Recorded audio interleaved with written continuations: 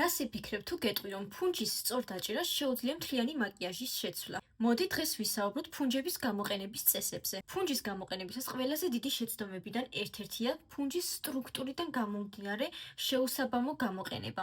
მაგალითად, ტონალურის დატანისას ტონალურის ფუნჯის ყველა ნაწილი კარგად უნდა შეეხოს სახეს. თუ მაგალითად ფუნჯს აქვს სწორი ჭრა, ამ შემთხვევაში, როდესაც ტონალურს დავიტანთ, კარგად უნდა შეეხოს ჩვენს კანს მთლიანი ფუნჯი. ბლაშის ფუნჯის სწორი მიმართულებით დაჭერით და სწორი მოძრაობით ჩაშლის ნაცვლად, რომელიც ნაკლებ დაფარვას მოგცემს, გამოიყენეთ ძირითადი ნაწილი და ძირითადი ნაწილით დაიტანეთ პროდუქტი. რაც უფრო მეტ პროდუქტს აიღებთ, მით მეტ პიგმენტაციასაც მიიღებთ სახეს. ჩასაბლენდი ფუნჯის შემთხვევაში კი პროდუქტი სწორი პირდაპირი მოძრაობით უნდა ავიღოთ და ზუსტად იგივე მოძრაობითვე დავიტანოთ თვალს. სწორი აღებით და დატანით პროდუქტი უფრო კარგად ჩაიშლება და სუფთად შეხედულებაც ექნება. ფუნჯები ისედაც გესაუბრებათ, რადგან ასეთი ბრტყელი თავის ფუნჯი სწორედ ასეთივე მოძრაობით უნდა გამოიყენოთ.